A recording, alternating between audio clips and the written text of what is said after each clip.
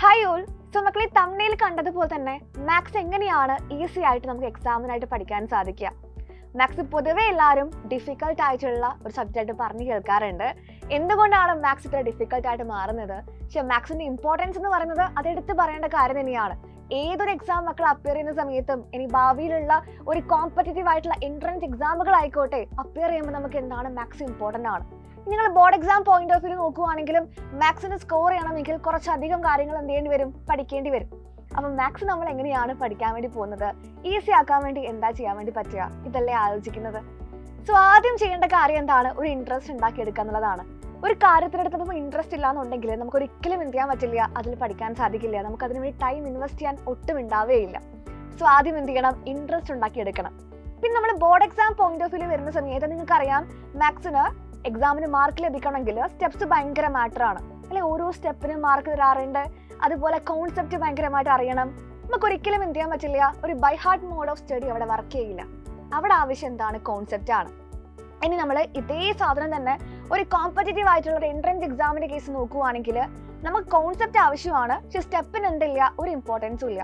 Step ആരും നോക്കുക പോലും ചെയ്യില്ല. ബിക്കോസ് കോമ്പറ്റേറ്റീവ് ആയിട്ടുള്ള എൻട്രൻസ് എക്സാം എന്ന് പറയുമ്പോൾ മൾട്ടിപ്പിൾ ചോയ്സ് ക്വസ്റ്റ്യൻസ് ആയിരിക്കും. ഓപ്ഷൻസ് ചുമ്മാ ടിക്ക് ചെയ്തിട്ട് പോയാൽ മാത്രം മതി നമുക്ക്. What ever it is, concept is very important അല്ലേ. അപ്പൊ നമ്മൾ എന്ത് ചെയ്യണം, കോൺസെപ്റ്റ് അത്രയും മനസ്സിലാക്കി പഠിക്കണം. ഇപ്പൊ നമ്മുടെ സൈലത്തിന്റെ ഏറ്റവും വലിയ സക്സസ് സ്റ്റോറീസിൽ ഒരു ഇമ്പോർട്ടൻ്റ് ആയിട്ടുള്ള സ്റ്റോറിയാണ് ജിഷാൻ എന്ന് പറയുന്ന കുട്ടിയുടേത്. ജിഷാൻ എന്ന് പറയുന്നത് നമ്മുടെ IOQ എന്ന് പറയുന്ന മാത്തമാറ്റിക്സിന്റെ ഒളിമ്പ്യാഡിന്റെ ഫസ്റ്റ് സ്റ്റേജ് ക്വാളിഫൈഡ് ആണ്. നമ്മുടെ അതേപോലെ NDA ക്വാളിഫൈഡ് ആണ്, RMO ക്വാളിഫൈഡ് ആണ്. ഒരുപാട് എക്സാംസ് ക്വാളിഫൈ ചെയ്തൊരു കുട്ടിയാണ്. ഇപ്പൊ ആ കുട്ടി എത്തി നിൽക്കുന്നത് IIT ചെന്നൈയിലാണ്. അപ്പൊ കുട്ടിയുടെ ആ ഒരു ദൂരം നിങ്ങൾ ശ്രദ്ധിക്കുക. ഭയങ്കരമായിട്ട് ഫിനാൻഷ്യലി ബുദ്ധിമുട്ടുള്ള ഒരു ഫാമിലിയിൽ നിന്ന് വന്നിട്ട് ഇപ്പൊ ഇവിടെ എത്തി നിൽക്കുകയാണ്, IIT ചെന്നൈയിൽ എത്തി നിൽക്കുകയാണ്. അപ്പൊ ഒരുപാട് സക്സസ് സ്റ്റോറീസ് നമുക്ക് എന്ത് ചെയ്യാനുണ്ട്, ഇതുപോലെ പറയാനുണ്ട്. സോ മാക്സിമമായിട്ട് നമ്മൾ എന്ത് ചെയ്യണം, നല്ലൊരു അടുപ്പം ക്രിയേറ്റീവ് ആണെങ്കിൽ നമുക്ക് എത്തിപ്പിടിക്കാവുന്ന ദൂരം തന്നെയാണ് ഇതൊക്കെ തന്നെയും.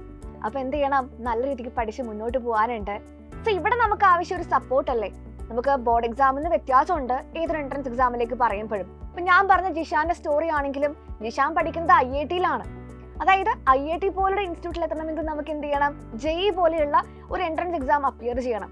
ഈ ചെറിയ ക്ലാസ്സിലെ കുട്ടീൻ്റെ അടുത്ത് ഞാൻ പോയിട്ട് JEE-നെ കുറിച്ച് പറയുമ്പം അവർ ചിന്തിക്കുമായിരിക്കും, ഇപ്പോഴേ ഞങ്ങൾ എന്തിനാ JEE എക്സാമിനെ കുറിച്ച് കേൾക്കേണ്ട ആവശ്യം, ഇപ്പോഴേ എന്തിനാ എൻട്രൻസിനെ കുറിച്ച് ഞങ്ങൾ പഠിക്കേണ്ട ആവശ്യം എന്ന് ചിന്തിക്കുന്നുണ്ടായിരിക്കും.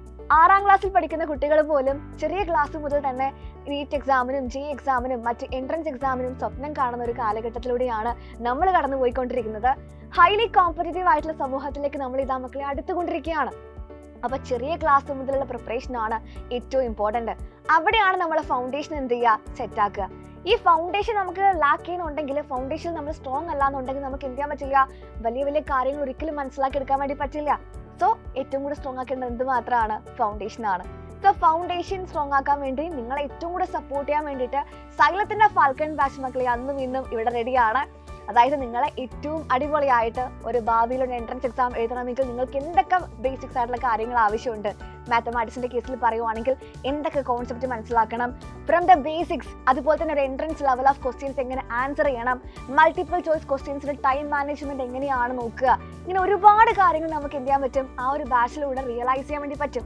അപ്പൊ നിങ്ങളെ സംബന്ധിച്ച് ഇതൊരു വലിയൊരു ഓപ്പർച്യൂണിറ്റി കൂടിയാണ്. മക്കളൊരിക്കലും ബോർഡ് എക്സാമിന് കോൺസെൻട്രേഷൻ എന്ത് ചെയ്യേണ്ട, കളയേണ്ട ആവശ്യമൊന്നുമില്ല. പക്ഷേ ബോർഡ് എക്സാമിന് കോട്ടം വരുത്താത്ത രീതിയിൽ നമുക്ക് എന്ത് ചെയ്യണം, ഫാൽക്കൺ ബാച്ചിൽ കൂടെ പ്രിപ്പയർ ചെയ്ത് എല്ലാ കാര്യങ്ങളും സെറ്റാക്കി എടുക്കണം.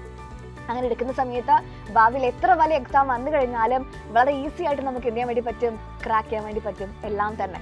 ഇതുപോലെ ജിഷാന്റെ സ്റ്റോറി മിസ് പറഞ്ഞതുപോലെ നിങ്ങൾ ഓരോരുത്തരുടെയും സ്റ്റോറികളായിരിക്കും മിസ് ഭാവിയിൽ പറയാൻ വേണ്ടി പോകുന്നുണ്ടായിരിക്കുക.